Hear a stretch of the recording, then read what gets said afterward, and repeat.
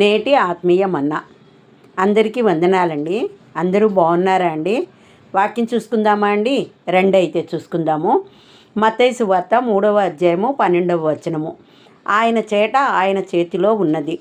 ఆయన తన కళ్ళమును బాగుగా శుభ్రము చేసి గోధుమలను కొట్టులో పోసి ఆరని అగ్నితో పొట్టును కాల్చివేయునని వారితో చెప్పెను.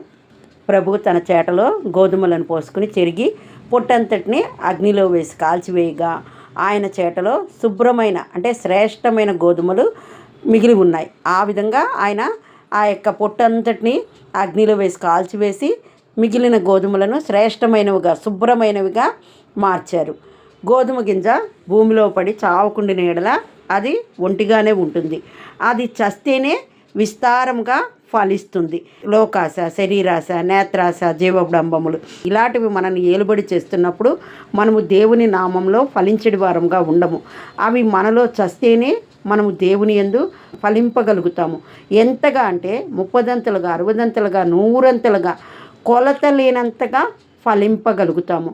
కాబట్టి మనం కలిగి ఉన్న ఈ లోకంలో ఉన్న లోకాశలను జయించడి వారముగా, ఆ విధమైన జీవన విధానం కలిగి ఉన్న వారముగా ఉన్నట్లయితే మనము దేవుని యందు ఫలించగలిగే వారముగా ఉంటాము. పూర్వ దినముల్లో మనము పాపంలో జీవించి ఉండొచ్చు, శాపగ్రస్తులముగా ఉండి ఉండొచ్చు, అలాగే దోషులముగా కూడా ఉండి ఉండొచ్చు.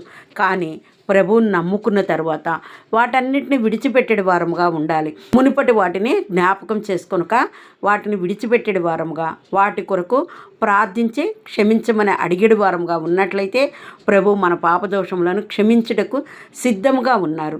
ఆయన మరలా అసలు జ్ఞాపకం చేసుకోవడానికి కూడా ఇష్టపడరు. మీ పాపములు క్షమింపబడి ఉన్నవి అని ఆయన పలుకుటకు ఇష్టపడే దేవుడు. కాబట్టి ఏ స్థితిలో నీవున్నా కూడా ఆయన యందు నమ్మిక కలిగి విశ్వాసం కలిగి జీవించినట్లయితే, ఆ యొక్క పాత వాటన్నిటిని విడిచిపెట్టినట్లయితే నీవు నూతనీకరించబడతావు.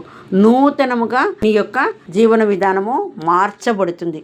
కాబట్టి నీవు లోకానుసారముగా అంటే ఈ భూమి మీద ఏ విధమైన జీవన విధానం కలిగి ఉన్నావో ఆ యొక్క జీవన విధానంలో కలిగిన లోటుపాట్లను గుర్తించి వాటిని సరిచేసుకుని కడుక్కుని శుభ్రపరుచుకునే దానిగా ఉండాలి. అప్పుడు నీవు శ్రేష్టమైన గోధుమ గింజగా నిలబడగలుగుతావు.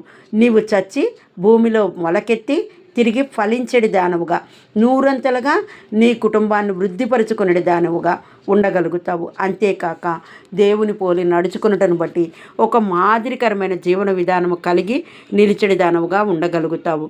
ఆ విధమైన జీవన విధానం కలిగి ఉండాలి అని అన్నప్పుడు నీవు నీ పాత రోత సంగతులను పూడ్చిపెట్టడి దానవుగా, భూమిలో పాతేసేడి దానవుగా ఉండాలి. అప్పుడే నీవు శ్రేష్టతను, శుభ్రతను, నాణ్యతను పొందుకోగలుగుతావు. నీవు ఒక రోల్ మోడల్గా నిలబడగలుగుతావు. నిన్ను చూచిన వారు యేసును చూచినట్లుగా నీవు ఉండాలి. నిన్ను బట్టి ఆయన నామం మహింపరచబడాలే కానీ ఆయన నామానికి అవమానం తెచ్చడిదానిగా నీ నడబడి ఉండకూడదు. నీ కంటి చూపులు, హృదయ ధ్యానములు, నీ నోటి మాటలు, నీ శరీర క్రియలు అన్నీ కూడా దేవుని పోలినవిగా ఉండాలి. ఆయనకు ఆమోదయోగ్యమైనవిగా ఉండాలి. ఆ విధమైన జీవన విధానం కలిగి నీవు ఉన్నట్లయితే నీవు శ్రేష్టమైన గోధుమ గింజగా నిలబడగలుగుతావు.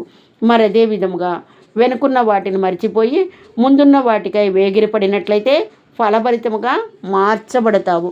కోతకాలమందు గురుగుల నుండి గోధుమలు వేరుపరచబడాలి. అంటే లోకము పాపం అనే స్థితి నుంచి నీవు వేరుపరచబడాలి. ఆ విధమైన జీవన విధానము కలిగి జీవించాలి. అప్పుడే నీవు శుద్ధి చేయబడిన గోధుమవై ఉంటావు. లోక విషయంలో లోకానుసారముగా చచ్చిన గోధుమవై ఉంటావు. లోకము నుండి వేరు చేయబడిన గోధుమగా ఉంటావు.